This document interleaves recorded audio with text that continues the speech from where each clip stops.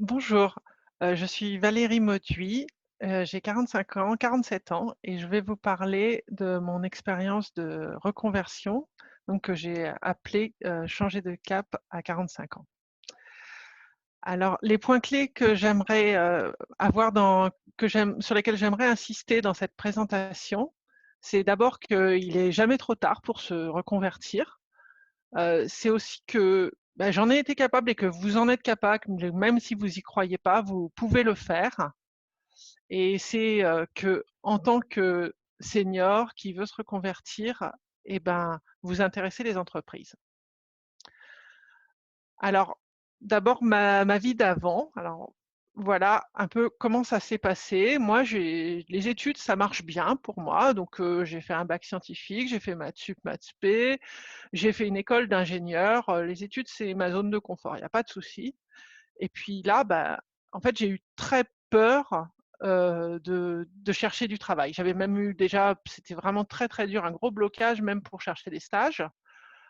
Alors bon, bah, qu'est-ce que j'ai fait? Bah, j'ai eu l'occasion de faire une thèse, donc je suis partie en doctorat, j'ai fait un PhD en mécanique, voilà, c'était bien, mais après à nouveau, panique, très, très difficile. Malgré tout, ben, il fallait bien quand même à un moment, il faut se lancer dans la vie active, il faut chercher, il faut se vendre et puis, bah, j'ai cherché.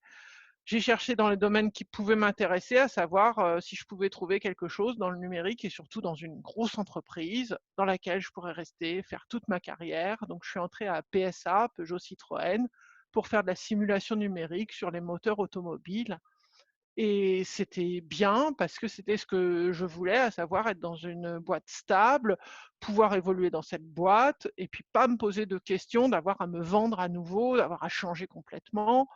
Voilà, j'ai occupé plusieurs postes à PSA et puis, bah, en fait, petit à petit, il y a quand même eu des problèmes. Donc, je suis entrée en 2002 à PSA et j'y suis restée pendant à peu près 16 ans. Mais le problème déjà, c'est que le numérique, ce qui m'intéressait, faire du calcul numérique, bah, à PSA, c'était vu comme, des boulots de débutants. Donc, moi, je commençais à plus vraiment être débutante et c'était pas du tout valorisé, quoi. C'était un truc pour tout jeune. Il y avait aussi le fait que, bah, j'étais rentrée à PSA parce que c'était une grosse entreprise. Sauf que justement, bah, il s'était mis à faire des plans de licenciement, des plans de départ et tout et il y avait plus du tout ce confort de se dire: «Bah, je vais rester dans la boîte et puis je vais, occuper différents postes», j'ai vu beaucoup plus de départs que d'arrivées, quoi, surtout les dernières années et puis, bah, ça commençait à être la mode du big data, toutes ces choses-là, donc je m'y étais intéressée un petit peu, j'avais commencé à regarder ce qui pouvait exister et à PSA, clairement, il y avait un réseau d'expertise. Je me suis débrouillée pour en faire partie, mais l'idée, c'était avant tout de piloter des externes, de s'occuper de prestataires et moi, j'avais pas envie de faire ça. Moi, j'avais envie de faire de la technique. J'avais envie d'être reconnue en tant que quelqu'un qui faisait de la technique. Donc ça allait pas trop, il fallait que je trouve quelque chose, je savais pas trop quoi faire et puis j'ai lu un livre et ça, c'est toujours une bonne idée de lire des choses et c'est un livre qui a fait tilt, qui s'appelle «Doing Data Science» et qui a été écrit en plus par, 2 femmes et c'est à la fois un livre technique qui parle de ce que c'est que la data science, qui donne des exemples d'algorithmes comme par exemple le KNN, enfin bon, qui parle de time series, enfin de choses qui sont vraiment au fond dans la data science. Mais c'est aussi un livre qui vous dit à longueur de page, c'est pas un pangolin d'ailleurs, hein, sur la couverture, hein, je pense pas, qui vous dit à longueur de page, bah, vous en êtes capable. Vous pouvez le faire. C'est un livre qui a été écrit pour, suivre un peu le cursus de gens qui justement étaient en reconversion et donc quand on lit, on se dit: «Mais c'est pas possible, mais pourquoi pas moi?» D'autant plus que ça explique bien que ce qui est data science, c'est à la jonction de 3 grands domaines, à savoir ce qui est, programmer, être dev, ce qui est s'y connaître en mathématiques et en statistiques et puis aussi, avoir des connaissances métiers et moi, j'avais 14 ans d'expérience, j'avais des diplômes universitaires élevés en sciences, autant dire que maths, ça allait bien, statistiques, j'avais quand même suffisamment d'idées. J'avais beaucoup programmé en MATLAB, ce qui fait rire les gens qui se sentent dans le monde de la tech, mais bon, bah, c'était toujours programmé Et puis, bah, des connaissances métiers, je pense que j'en avais parce que de l'architecture moteur, je savais bien ce que c'était. Bon, il y a bien sûr le fait que pour beaucoup de gens, connaissances métiers, ça veut plutôt dire des domaines du marketing, que des domaines très techniques en fait, ou des fois aussi il y a beaucoup de data science côté santé et c'était pas les domaines que je connaissais. Et je me disais: «Il y a peut-être quand même quelque chose», ah puis c'est vrai que j'avais la chance d'avoir lu un livre qui me disait: «Mais si, mais vous en êtes capable» et ça, c'était déjà quelque chose. Voilà. Alors, bah, qu'est-ce que j'ai fait puisque ça me faisait envie? Bah, j'ai fait ce qui était vraiment mon ma domaine de confort. Je me suis dit: «Je vais me former, je vais faire des cours en plus». Alors je me suis inscrite sur Coursera, pourquoi? Parce que je voulais, un MOOC, parce que moi, il était hors de question que j'arrête, de travailler, parce que j'ai une vie de famille, parce que j'avais un crédit immobilier, enfin voilà, donc je voulais continuer à travailler, et puis je voulais quand même suivre des cours.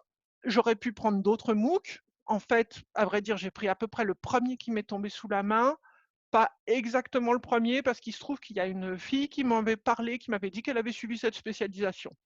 Donc voilà, c'était un peu sur un conseil, mais franchement, j'ai pas cherché d'autres conseils. Il y a sûrement des tas d'autres trucs bien. Voilà, j'ai pas d'avis particulier là-dessus. Par contre, je peux vous dire comment ça se passe pour un MOOC et qu'est-ce que ça apporte, quelles sont les difficultés, qu'est-ce que je vois dans le fait de suivre un MOOC tout en ayant une activité professionnelle. La première chose, c'est que je pense il faut vraiment planifier. Et justement, les MOOC, ça aide à planifier parce que ça vous dit, vous allez suivre un cursus et ce cursus, il va commencer par tel cours, puis tel cours, puis tel cours, pendant tant de semaines. Et ça aide à savoir où on est, à se sentir avancer, à se sentir progresser. Et je trouve que c'est super important. C'est ce que j'ai fait aussi quand j'ai eu des expériences sportives, quand je me suis entraînée pour des marathons. Et ça marche bien, quoi. Avoir un planning. Il y a autre chose, c'est qu'il faut trouver le temps de s'entraîner, de s'entraîner, pardon, de se former. Et bon, bah, quand on travaille, quand on a une vie de famille, bah, moi, clairement, c'était la nuit, par exemple, hein. C'était de 5 heures à 7 heures du matin en général, des fois aussi le soir. Voilà, parce que je voulais pas prendre sur ma vie de famille, parce que c'était important aussi, parce que j'avais ma vie professionnelle. Donc, clairement, faut trouver les temps. Mais quelque chose qui est bien, c'est qu'en suivant un cursus, eh ben, on acquiert des outils, on acquiert des méthodologies, on acquiert aussi du vocabulaire. En fait, même quand on connaissait déjà des choses, même quand on avait fait des tutoriels, quand on avait lu de la doc, quand on avait fait des programmes par soi-même, ça permet de de ranger sa caisse à outils, en fait, de savoir ce qu'on a et ce qui peut être attendu professionnellement et ça, c'est super intéressant, quoi. Autre chose qui est super important que je voudrais dire à propos des MOOC, c'est que si on doit gérer ça avec une vie professionnelle, avec une vie familiale, pourquoi pas sans arrêter le sport, et cetera, et ben, que ce soit difficile ou pas, en tout cas, ce qu'on peut se dire, c'est que chaque certification qu'on obtient, et ben, on l'a gagnée aussi, grâce à notre organisation et même si, en fait, finalement, bah, on a souvent, réchauffé des boîtes de conserve, la maison est pas propre et puis on sort moins avec les copains et ben, malgré tout, ça aussi, c'est une victoire et ça aussi, c'est valorisable. Faut être capable de dire à des gens ensuite, par exemple, à des employeurs futurs: «Moi, je l'ai fait et je l'ai fait en parallèle du reste» et ça veut vraiment dire quelque chose sur nos capacités. Et je voudrais dire un dernier truc, c'est que j'avais aussi peur de quelque chose en suivant ce MOOC, c'est, de l'anglais parce que lire des docs en anglais, aucun souci. Par contre, j'avais déjà eu des fournisseurs anglophones au téléphone et ça peut être assez difficile. Enfin, moi, j'avais des fois du mal et je m'étais dit: «Je vais jamais réussir à suivre toute une formation sur un domaine que je connais pas bien. C'est pas le vocabulaire auquel je suis habituée».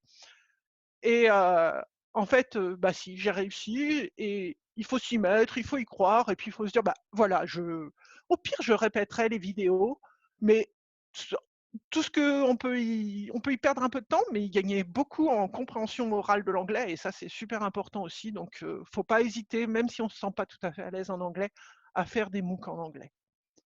Donc voilà, c'est cool et c'est comme ça que j'ai eu, mes certifications et ces certifications, ben, ça permet de prendre de l'assurance, de se dire: «Bah, peut-être que je pourrais faire quelque chose et que je suis pas forcée à tout prix de rester dans ma boîte, dans mon petit confort et peut-être que je vais pouvoir chercher autre chose et intéresser les gens. Après moi, tant qu'à changer, c'est tellement difficile, vraiment ça m'arrachait un bras de me dire qu'il allait falloir que j'aille, passer des entretiens et tout, qu'il fallait que ce soit pour un boulot intéressant et bah, un boulot intéressant, ça veut dire, bah, c'est quoi le boulot que j'ai envie de faire? C'est quoi? Qu'est-ce que je veux? Qu'est-ce que j'ai pas et que je voudrais avoir? Alors moi, ce que je voulais, c'était faire de la technique. Vraiment, c'était super important. Je voulais pouvoir avoir les mains dans le cambouis, faire du code, faire taper moi-même les trucs et non pas faire des cahiers des charges. Autre chose, c'est que je voulais aller dans une petite entreprise et ça, je voulais avant tout aller dans une petite entreprise parce que j'en avais marre de devoir suivre des process très rigides, de devoir rester absolument à ma place, d'avoir une fiche de mission hyper précise et si jamais, vous la dépassez, bah, vous piquez des prérogatives à d'autres personnes et ça, c'est embêtant. Voilà. Je voulais aussi et ça compte et ça joue avec le fait d'être dans une petite entreprise, que mon travail soit valorisé. Non pas qu'on me dise: «Bah, oui, c'est bien, mais si tu veux progresser, bah, tu peux aller dans le management», mais qu'on se dise: «C'est bien d'avoir quelqu'un qui fait ça». Alors c'est pas facile quand on se dit: «Mais oui, mais je suis peut-être pas super forte, je débute, c'est pas exactement le domaine que je connais le mieux». Malgré tout, bah, c'était quand même ce que je voulais donc c'est c'est compliqué, on ne sait pas comment on va faire, mais autant avoir en tête que, bah, c'est ce qu'on veut, quoi. Et puis il y a autre chose, c'est que moi j'avais un salaire qui était le salaire de 14 ans d'expérience et que j'avais pas envie de baisser mon salaire. Alors j'ai mis cette photo pour dire que c'était important pour moi l'argent, mais bien sûr, je me disais pas non plus que j'allais gagner le jackpot en changeant de boulot. Et puis, je suis pas sûre que ce soit l'idée qu'il faut en retenir, mais en tout cas, ça peut être une exigence aussi. On n'est pas forcé de se dire qu'on va se vendre comme un débutant qui a 1 ou 2 ans d'expérience ou je ne sais quoi, que si on a, déjà 45 ans. On peut essayer de se vendre comme quelqu'un qui en a, 15-20.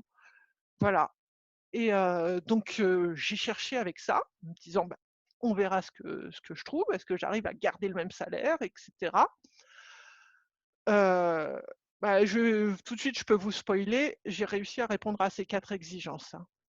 Mais pour faire ça, bah, une fois que savais ce que je voulais, que j'avais une idée, que je pensais avoir commencé à m'être formée dessus, bah, il fallait que je réussisse à me vendre et que je fasse croire, aux boîtes qu'en fait, j'étais quelqu'un de bien et que j'étais quelqu'un qui la personne qu'il leur fallait, même si des fois, j'avais un peu du mal à y croire moi-même. En fait, il fallait que j'y croie moi-même aussi et c'était pas forcément évident.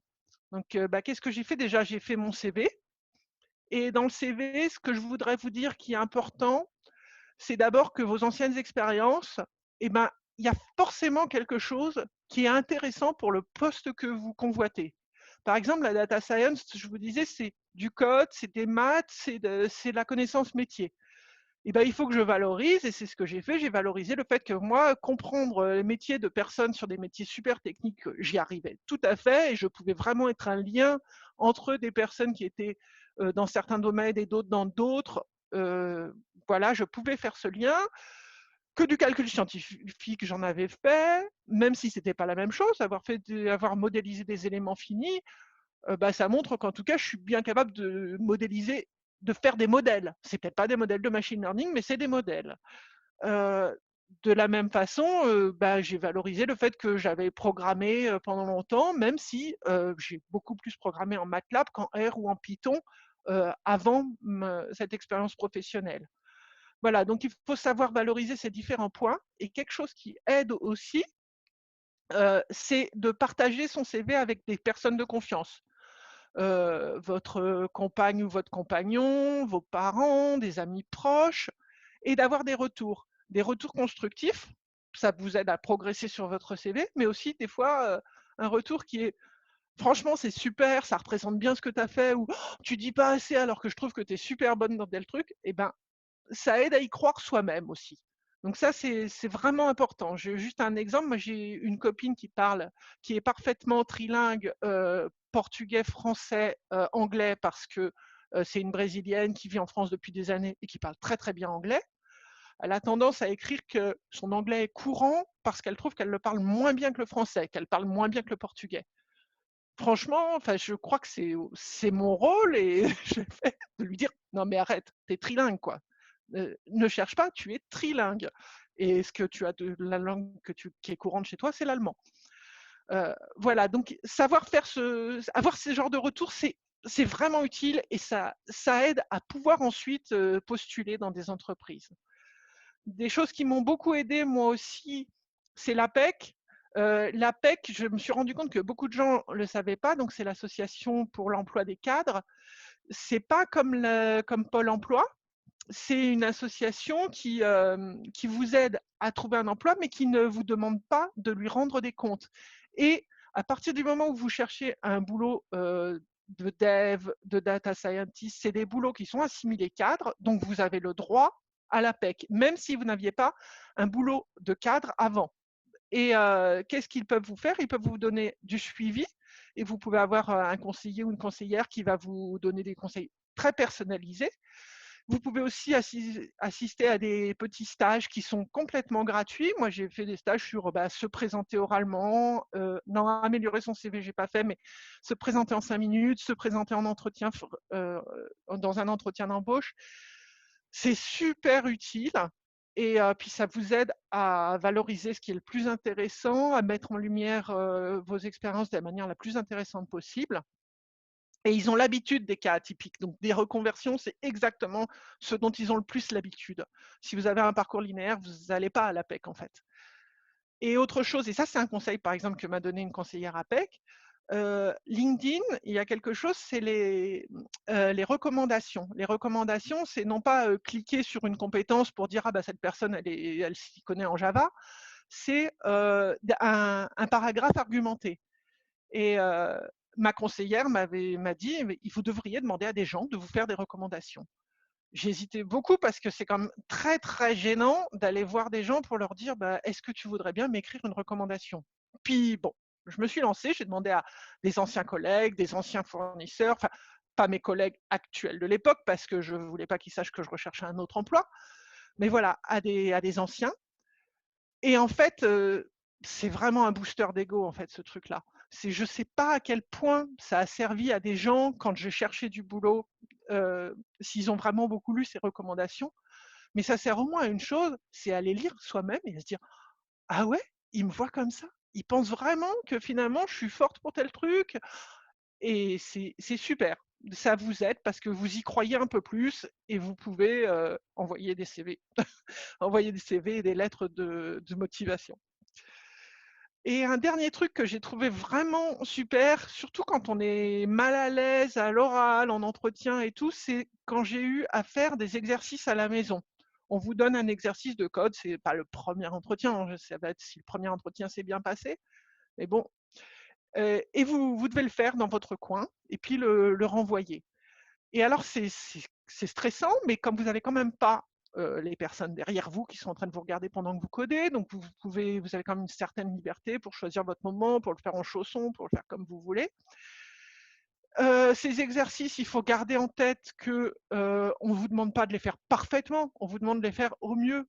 Et alors ce que ça a de bien, c'est que vous montrez vraiment ce que vous valez et que si vos futurs collègues ou les personnes dont vous espéreriez que ce soit vos futurs collègues, quand elles lisent votre code, et bah, elles savent ce que vous valez vraiment. Vous vous avez pas à avoir peur après parce que vous savez qu'ils ont vu ce que vous étiez vraiment capable de faire et peut-être qu'il y a des bêtises, peut-être que vous n'avez pas pensé à quelque chose, mais ils le savent, ils l'ont en tête. Donc et ça c'est moi j'ai trouvé que ça m'avait bien mis à l'aise pour les derniers entretiens quand j'avais fait, des exercices à la maison parce que même si j'étais pas contente de moi, et pour tout vous dire, je me suis tiré une balle dans le pied dans la boîte dans laquelle j'ai été embauchée où j'aurais envoyé l'exercice en leur disant: «Si ça vous convient pas, vous savez, on n'est pas forcé de faire le débriefing». Ça, c'est stupide, hein, ça je vous conseille absolument pas de faire ça, mais c'est pour vous dire que j'y croyais pas, quoi. Et en fait, je me rends compte à quel point, bah, c'est chouette de faire ces exercices parce qu'on donne ce qu'on a et on est jugé sur ce qu'on est capable de faire. Et de toute façon, si on n'est pas pris, c'est aussi, bah, l'occasion de progresser en ayant fait, des vrais exercices, quoi. Voilà, donc je trouve que c'est quelque chose d'important. Et j'ai réussi à être embauchée et ça, c'était cool. J'ai réussi à être embauchée parce que j'y ai cru suffisamment, parce que j'ai été poussée, parce que j'ai pu faire des trucs vraiment techniques et une fois embauchée, bah, je me suis retrouvée à devoir encore apprendre des nouveaux outils. C'est-à-dire que j'avais beau avoir fait un cursus, et ben en fait, il y avait des trucs que je connaissais pas ou pas assez. Je veux dire, je savais commiter quelque chose sur Git, je savais l'envoyer sur GitHub, mais j'avais vraiment un niveau de base en Git, par exemple. J'ai aussi appris les Docker, je me suis retrouvée à faire à devoir être approuveur sur des MR qui étaient en Java, alors que moi le Java je l'avais jamais appris. J'ai appris à coder from scratch en objets, alors qu'en Python, moi, j'utilisais des objets, mais sans savoir vraiment, quoi.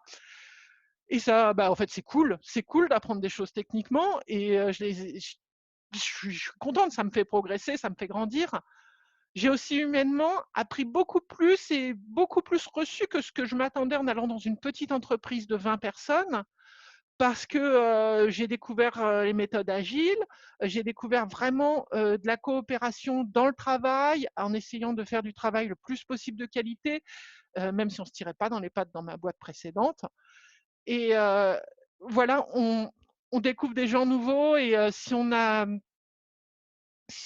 suffisamment de chance, si on a choisi, moi je dois dire que j'ai choisi au feeling, les gens me plaisaient dans la boîte, et ben on peut vraiment se faire plaisir aussi humainement. Et puis quelque chose que j'ai appris aussi, eh ben, c'est que j'avais quelque chose, moi, à leur apporter, qu'ils étaient bien contents dans cette boîte où il y avait que côté tech, que des hommes qui avaient 30-35 ans, qui venaient du même laboratoire d'informatique à Toulouse, d'avoir une femme plus âgée, qui avait été dans une grosse industrie, qui connaissait des gros process industriels, donc qui comprenait les clients, parce qu'on avait beaucoup de clients qui étaient des gros industriels.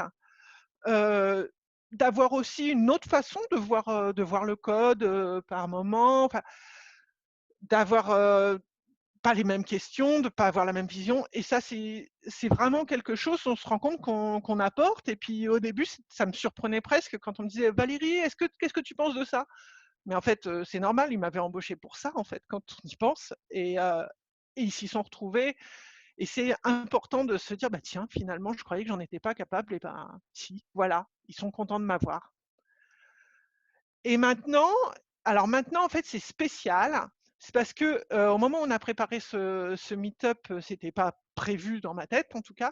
Ma boîte fait une vingtaine de personnes, et puis bah, avec la crise du coronavirus, c'est une toute petite boîte et elle en a énormément souffert. Et donc là, il y a un gros plan de licenciement économique et les trois quarts des personnes partent de la boîte et on essaye vraiment de garder qu'une graine pour ne pas forcer de vendre la propriété intellectuelle, mais c'est tout.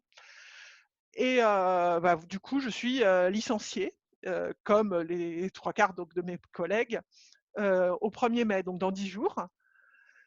Mais voilà, ce que je voulais vous dire à propos de ça, c'est que bah, j'ai quand même vachement moins peur qu'il y a 2 ans. J'ai moins peur déjà pour une raison toute bête, c'est que maintenant, j'ai de l'expérience en tant que data scientist. Maintenant, je suis data scientist, c'est plus une reconversion. Et puis, ben voilà, je sais que j'ai réussi à le faire. Je sais que j'ai apporté des choses à ma boîte. Et je sais que ça va pas forcément être facile, que je vais avoir des entretiens à faire, mais je vais aussi trouver une boîte intéressante et je suis convaincue que je vais apprendre des nouvelles choses et que je vais m'épanouir dans une nouvelle entreprise. Voilà, je vous remercie.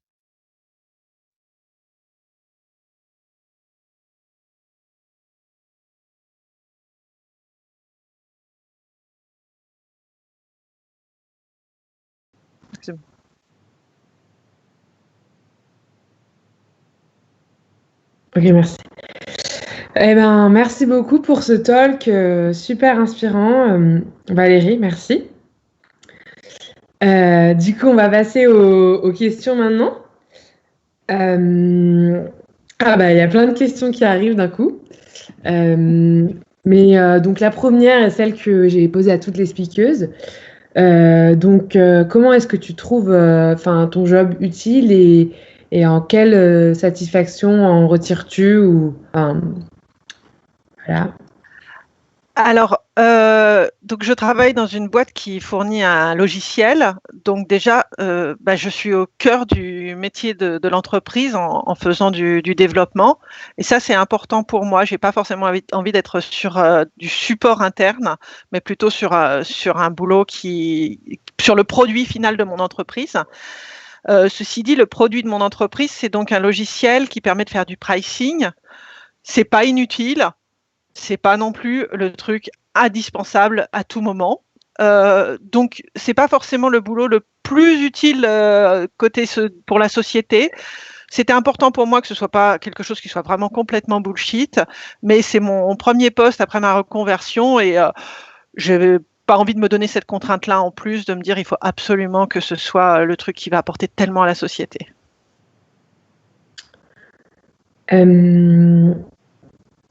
Nice.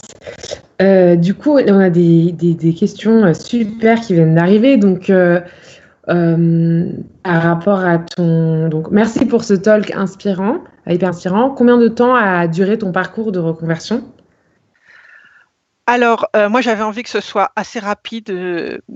Donc, j'avais vraiment envie de faire un cursus Coursera parce que ça me rassurait de faire un cursus complet, donc qui était avec, je crois que c'était 8 cours de 4 semaines, sauf que 8 fois 4, ça fait 32, et que 32 semaines, je trouvais que c'était beaucoup trop. Donc, je m'étais dit que je mettrais les bouchées doubles et que j'irais beaucoup plus vite. J'ai essayé, il y a eu des semaines où j'ai en effet été plus rapide. Des fois, j'ai reperdu du temps, j'ai aussi pris des vacances. Et en fait, il y a quelque chose, c'est que j'ai fini par me dire qu'avec 7 certificats sur les 8, donc pas le cursus complet, ça valait le coup de chercher du travail. Et j'ai envie de rebondir sur une question qu'il y avait sur à quel niveau faut-il avoir pour commencer à postuler après une reconversion? Je ne sais plus exactement la question, mais une question que tu avais posée à Morgane. Ouais. Et j'ai envie de dire là-dessus que moi, j'ai l'impression qu'on ne se sent jamais prête de toute façon et que finalement, ce qui compte, c'est pas tant d'être prête techniquement que de se sentir prête moralement, de se dire est-ce que je suis capable de me vendre maintenant? Est-ce que je suis capable de dire que je suis quelqu'un de bien? Même si on n'a pas tout derrière, eh ben, c'est le bon moment si on se dit là, je crois que j'en suis capable, je crois que je peux pousser la porte d'un recruteur et faire un entretien. On va continuer sur cette lancée parce qu'il y a quelqu'un qui demande combien de temps t'es-tu formé? Donc ça, tu viens d'y répondre. Mais surtout, as-tu trouvé rapidement, en fait? Donc, pour trouver ton premier job, est-ce que tu as trouvé Alors, je vais rapidement? vous raconter une histoire humoristique à ce propos, alors. Donc, j'ai cherché, j'ai répondu à des annonces. C'est toujours compliqué parce qu'il n'y a jamais d'annonce de gens qui cherchent quelqu'un qui est débutant en data science, mais qui a 16 ans d'expérience professionnelle, qui connaît un métier, qui s'y connaît en statistique, mais que par contre, qui n'a pas de vrai diplôme pour coder, et puis qui n'a pas une expérience suffisante là-dedans. Donc, forcément, c'est jamais ce qu'on cherche. Et à l'APEC, la conseillère que j'avais m'a conseillé de postuler, de faire des candidatures spontanées. J'avais un peu de mal, mais bon. Je suis allée à un salon, au salon du Big Data, qui n'est pas un salon d'embauche, mais je me suis dit, au moins, là, je verrai des entreprises, elles ont de quoi se payer un stand, donc il y a des chances qu'elles aient envie d'embaucher quand même. Alors, j'y suis allée avec des CV sous le bras. J'ai dû en donner 2 ou 3, mais ça me stressait. Mais à un point, c'était vraiment très, très dur. Je suis sortie tout en sueur du salon, mais avec le catalogue sous le bras. Et rentrée chez moi le soir, je me suis dit, bon, c'est bien ce que j'ai fait déjà. C'est bien, j'en ai donné 3. C'est toujours ça. J'ai parlé avec des gens, c'est bien. Et je me suis dit, maintenant, je vais prendre le catalogue et puis je vais postuler aux entreprises. Alors, elles étaient dans l'ordre alphabétique des exposants. Et à moi, je lisais le petit résumé qui était écrit pour chaque exposant. Si le résumé me parlait un peu, j'allais voir sur le site. Si ça me parlait un peu, j'envoyais une candidature spontanée. Voilà, j'ai fait ça. C'était dans l'ordre alphabétique. Et je ne sais pas combien de temps, je ne peux pas vous dire, mais par contre, je peux vous dire que je suis dans une boîte qui commence par le B. Donc, c'est très rapide. Voilà. Alors que franchement, j'étais prête à aller jusqu'au Y. Waouh, c'est super. Du coup, il y a quelqu'un qui demande pendant combien Alors, déjà, qui te dit merci Valérie, ton talk me rassure, je me reconnais dans ton parcours. Et ensuite, combien de temps as-tu passé des entretiens avant d'être embauché? Du coup, ça a été à la B, ça a dû être assez rapide. Mais j'ai passé un certain nombre d'entretiens quand même, et par exemple, j'ai pas hésité à aller passer des entretiens dans des SS2I, enfin dans des sociétés de conseil, sachant que j'en choisissais quand même qui étaient spécialisés dans la data. J'avais pas envie d'aller chez les très gros, chez un Capgemini, un Altran ou je ne sais quoi, pas du tout. Voilà, donc, mais ça aide. J'ai passé ces entretiens en me disant de toute façon, ça m'aidera de les avoir passés. Je suis contente si ça peut rassurer des personnes et je vous le dis, même si vous avez l'impression que vous n'avez pas le niveau, etc., prenez le temps vous-même aussi, pas que de vous former techniquement, mais aussi de vous dire, bah si, j'en suis capable. Repassez-vous le talk de Cindy. Hein. Franchement, Cindy, elle n'a pas fait des études scientifiques. Moi, j'ai fait des études scientifiques et j'y croyais moins qu'elle. Et en fait, je suis convaincue qu'elle est aussi bonne que moi. Hein. Pas exactement sur le même domaine de toute façon. Ouais, c'est pour ça que les communautés comme ça, de femmes qui codent ou bienveillantes, c'est aussi important, pas que du technique, mais aussi de l'humain, quoi. C'est important de se sentir écouté, de pouvoir échanger et de s'inspirer les unes des autres, se stimuler, quoi. Du coup, on va passer sur un peu plus des aspects techniques des questions, je vois. Donc là, on a 2 questions. Donc plutôt sur voilà le côté mathématique dans la data science. Est-ce que c'est indispensable d'avoir un background mathématique, une connaissance intuitive du fonctionnement des algos peut être suffisante? Et il y a aussi une autre question que je vais grouper. As-tu un comparatif de cursus ou de diplôme pour évaluer le niveau mathématique statistique nécessaire pour faire ce job? Alors, le niveau mathématique qu'il faut, j'ai envie de vous dire, ce qu'il faut, c'est être capable de comprendre justement en ayant suivi des cours, par exemple, ou en suivant un tutoriel, est-ce que vous arrivez à peu près à le comprendre? Sinon, je dis dans mon talk, la data science, c'est vraiment à l'intersection de 3 trucs, mathématiques, codage, et puis connaissance métier. Et en fait, on a chacun nos forces. Et les forces de chacun et de chacune, c'est pas les mêmes. Et il y en a qui vont être très matheux, d'autres gens qui vont être très codeurs, d'autres gens qui vont très très bien connaître le métier. Et c'est le fait de savoir mixer un truc et de pas être pareil que ses collègues. Et c'est qui va nous enrichir et qui va faire qu'on va faire quelque chose de bien. Et autre chose, c'est que j'ai eu l'occasion d'en rencontrer des data scientists qui arrêtaient la data science et j'ai un collègue qui est très aussi dans vraiment les algorithmes et précisément qu'est-ce qu'ils font, pourquoi est-ce qu'ils marchent, quelles sont toutes les théories derrière. Et alors, ce qu'il faut savoir, c'est que quand on est trop comme ça, soit on va faire de la recherche, soit on risque d'être frustré de toute façon parce que on utilise beaucoup d'algos et avoir les intuitions dessus, en général, ça suffit à peu près. Mais en fait, il faut, quand on se forme, y arriver un peu plus que ça parce que justement, pour être capable de choper ces intuitions, pour être capable de comprendre s'il y a des nouveaux algos qui arrivent, ce que ça veut dire et pourquoi est-ce que je l'utiliserais plutôt que tel ancien et pourquoi il est meilleur, pourquoi mes résultats sont bons ou ne sont pas bons. Mais voilà, faut pas non plus trop se stresser avec les maths, faut être capable à peu près de comprendre des tutoriaux que vous pouvez lire ou des vidéos, voilà, et auquel cas ça ira et il y aura d'autres gens qui seront plus matheux et puis vous serez une data scientist différente et voilà, et c'est important. Vous apporterez ça. Ouais, c'est super important la diversité. C'est une richesse. Oui. Il y a une autre question. Alors, est-ce qu'à votre avis, la data science est toujours liée au big data? Non. Alors, clairement, non. Il ne faut pas avoir trop peu de données. Mais big data, c'est vraiment un terme à la mode. Moi, personnellement, j'en fais presque pas actuellement parce que nous, on gère en général des données qui font quelques centaines de milliers d'entrées et ça, c'est pas du big data. Il n'y a pas besoin d'avoir des outils de parallélisation, etc. Je me suis formée à ça, entre autres parce que, comme je disais, je vais devoir changer de boulot. Je me suis dit que c'était important et puis je pense que c'est intéressant, mais c'est pas forcément le cœur du métier. On revient à ce que je disais avant, c'est qu'il y a des gens qui seront plus intéressés par les aspects big data et peut-être que ce qu'ils iront faire, c'est justement être data architecte et ils travailleront avec des data scientists, des data engineers, etc. Moi, je suis dans une petite boîte, donc on fait un peu tout de toute façon parce que c'est l'avantage d'être dans une petite boîte, l'avantage ou l'inconvénient. On est très couteau suisse. Mais voilà, il n'y a pas que le big data.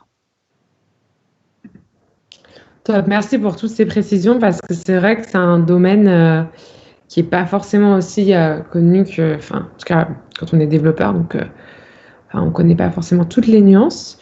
Donc, on va revenir vers des questions un peu plus générales qu'on a aussi posées aux autres développeuses lors des précédents talks. Donc, qu'est-ce qui te plaît le plus dans le fait de travailler côté back avec Python? Enfin, du coup, en data science avec Python. Qu'est-ce qui me plaît le plus? Moi, j'aime bien Python parce qu'on peut à la fois faire du procédural ou faire de l'objet, suivant l'humeur. On peut même mélanger les deux. Je sais que ça déplaît à certains de mes collègues qui sont très Java et qui, du coup, considèrent que des fois, pourquoi est-ce que tu as fait un truc tellement procédural à tel endroit? Moi, c'est ma zone de confort, c'est de faire du procédural. D'un côté, ça m'a appris à faire de l'objet. Et voilà, et je trouve que c'est un langage qui est élégant pour ça, et je crois que Morgane disait ça se lit quasiment dans le texte, quoi.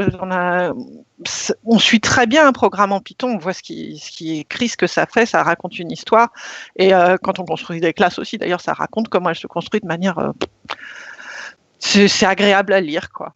Après, des fois, on en a marre de faire 5 espaces et de se faire envoyer bouler parce qu'il fallait en faire que 4, mais bon... Et ça fait bizarre, les langages où l'indentation, si elle est mauvaise, peut être une erreur, en fait. Moi, j'ai fait du Fortran avant, donc je ne suis pas ça près. J'ai fait du Fortran il y a 25 ans, et Fortran, il fallait laisser les 4 cases du début de ligne au cas où on aurait mis un numéro de ligne tout à coup. Qu'on mettait déjà plus à mon époque. Mais c'était resté.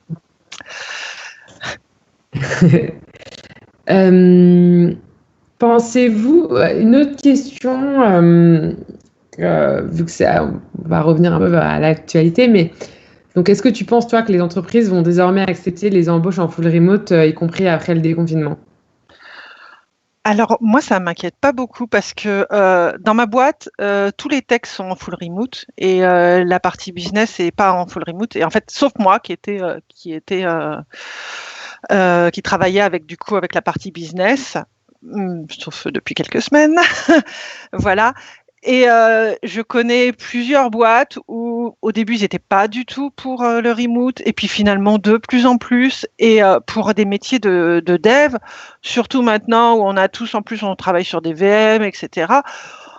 Il n'y a pas besoin, on n'a même pas besoin d'un bon équipement chez nous en fait pour être un bon dev en entreprise, parce que ça peut être, on peut avoir un AWS ou un Azure ou je ne sais quoi, et travailler depuis chez soi. Ça demande par contre de la rigueur, ça demande à ce que l'entreprise s'organise pour ça.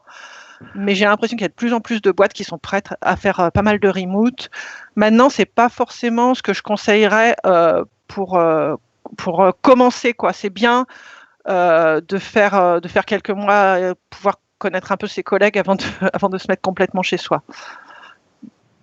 Ouais. Il y en a qui ont quand même l'appréhension. Moi, je sais que j'avais l'appréhension au début de faire du remote le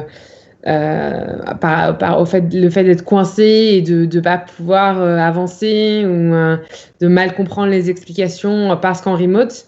Mais du coup, c'est vrai qu'au début, c'est bien de faire progressivement et de faire du remote quand on est sûr qu'on va pouvoir avancer et que ça ne va pas être un stress en plus, quoi. Et puis que c'est une culture d'entreprise, que c'est favorisé, et que on favorise aussi le fait de demander de l'aide sans que ce soit vu comme un constat d'incompétence, mais plutôt comme quelque chose de positif, parce que si on va demander de l'aide, ça veut dire qu'on a envie de réussir tout de suite ce qu'on est en train de faire. Ouais. C'est vrai que moi, par exemple, on m'a souvent reproché de ne pas forcément poser cette question, mais c'est sûr que c'est très important pour accélérer l'apprentissage de poser des questions. Là, on a une autre question, donc on revient vers un peu plus du plus technique. As-tu des sites pour justement aborder ces tutos maths stats? Tu pourras peut-être les mettre également sur le Slack. Je ne sais pas s'il y a un chat data science. Si, il y a un chat, il y en a un. Ouais, Il y en a un qui n'est pas forcément très actif, mais il existe. Il y a des formations gratuites sur Open Classroom. Il y a zut, je sais qu'il y a un site que j'aime bien, mais là le nom me revient plus, sur lequel il y a plein d'articles de data qui sont sympas. Mais ça me revient plus. Désolée. Je vais les mettre sur le chat quand ça te reviendra, et que toutes les personnes qui sont intéressées par la data science, n'hésitez pas à rejoindre ce channel. On pourra le partager dans le général si vous voulez. Eh ben, écoute, merci beaucoup Valérie, merci pour ce magnifique talk et des réponses à toutes tes questions. N'hésitez pas à pinguer Valérie ou à écrire dans le général si vous avez d'autres questions auxquelles on n'a pas répondu ou que vous n'avez pas osé poser vos questions. N'hésitez pas à nous solliciter. On n'est pas tout le temps sur Slack, mais tout le monde vous répondra avec un délai plus ou moins différent. Donc voilà, merci beaucoup Valérie. Merci.